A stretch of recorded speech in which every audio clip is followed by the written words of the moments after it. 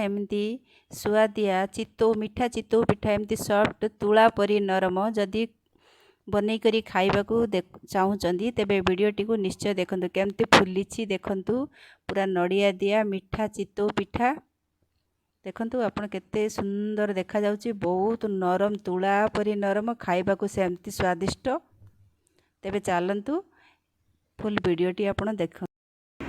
नमस्कार जय जगन्नाथ सविता सारंगी चैनल को आपन को स्वागत। हेलो फ्रेंड्स मजी आपन को पाई गोटे स्पेशल रेसिपी नहीं आसी आशा करूची वीडियोटी बहुत भलो लागिवो। जदि वीडियोटी भलो लागिवो तेबे लाइक शेयर सब्सक्राइब निश्चय करंतु पाखरे थिबा बेल आइकन को दबातु जेतेबेले मु नुवा वीडियो अपलोड करिवे तार प्रथमे आपन नोटिफिकेशन पाई परिवे। तेबे चलंतु आज गोटे बढ़िया स्पेशल रेसिपी बनेकी देखौची आपन को।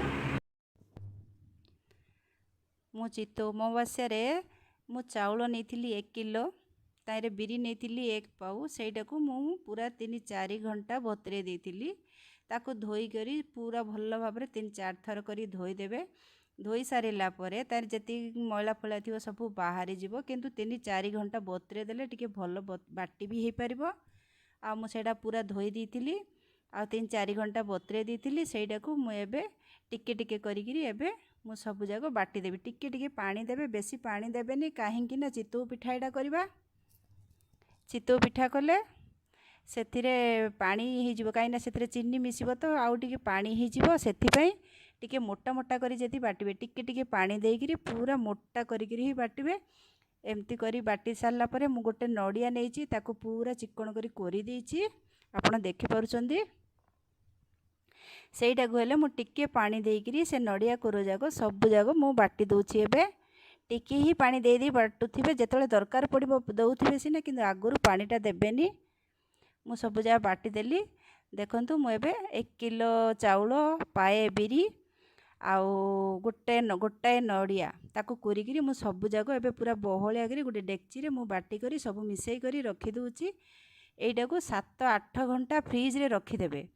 8 घंटा रहिले टी सॉफ्ट ही भल बनियो। तापर 7-8 घंटा पर आपड़ देखिपे मुझे टिके बाहर कर देइकरी मु आनिकरी आपन को देखौची फुली जाइछि सेमती आगुरु बाहर करदेवे। आ सेथिरे 7-8 घंटा फ्रिज रे रही सारला परे तापर बाहर आउथरे पूरा ठंडा कमिला जाए 3-4 घंटा रखीदेवे। रखीदेले सारला परे देखंतु आपन को देखौची केमती बनीची। तापरे मु नेइची चीनी नेइची आधा गिना नेइची आउ सेथिरे स्वाद अनुसार टिके लुण देइची आपण कम बेसी करि परिबे। तापरे सब जाक मु एबे घांटी दउची। नड़िया रे चितौ रे चीनी जदि देबे आउडी तार स्वाद बहुत बढ़िया आस्ताए। आपण कले बनेले का आपण जानि परिबे कहिले तो विश्वास होबनी। आ सेटा गोटे भल भाव में घांटी देबे। फ्रिज रु काढी थिबे ना पूरा ठंडा कमी जाइथिबा दरकार नइले चितौ पिठा जम्मा भी फुलिबनी। तापर गोटे तावा बसई देली सेटा भी गरम हो गलानी सेथिरे आधा चामच पूरा छोटो चामच रे आधा चामच दे पूरा कम तेल देबे। सेतिकी कम तेल दे सारला परे तापरे चारियाडे साइज करिकरी टिके पित्ती पातिया रे टिके साइज कर देबे। आउ पूरा तावा तातिला परे पूरा गैस पूरा स्लो रु मीडियम कर दे मीडियम रु पूरा स्लो कर देबे। तापरे गोटे डंकी पकई देबे सेथिरे बेसी देबेनी गोटे गोटे डंकी ही दउथिबे स्लो पूरा कर दीथिबे। तापरे गोटे पिंछा नहीं जिवे से पिंछाटा को नेगिरी से भितर गोटे घोड़े देबे। आपण गोटे बड़ साइज गिना भी थिले दे परिबे। मु गोटे पिंछा दे देली पूरा घोड़े देली सेथिरे साइड रे कोन करिवे टिके टिके टिके टिके पानी दे दीथिबे। पानी देले चितौ पिठाटा बहुत फुलिबो आउ पूरा नरम भी हेजियो। साइड रे सब आडे टिके टिके पानी दे देबे। देखो पानीटा पिंछार बाहर आड़े भी बाहरिकी भी रही आ सेटा को छाड़देवा 2-3 मिनिट हो गलानी। देखंतु केते सुंदर भी सिझी गलानी फुली भी गलानी।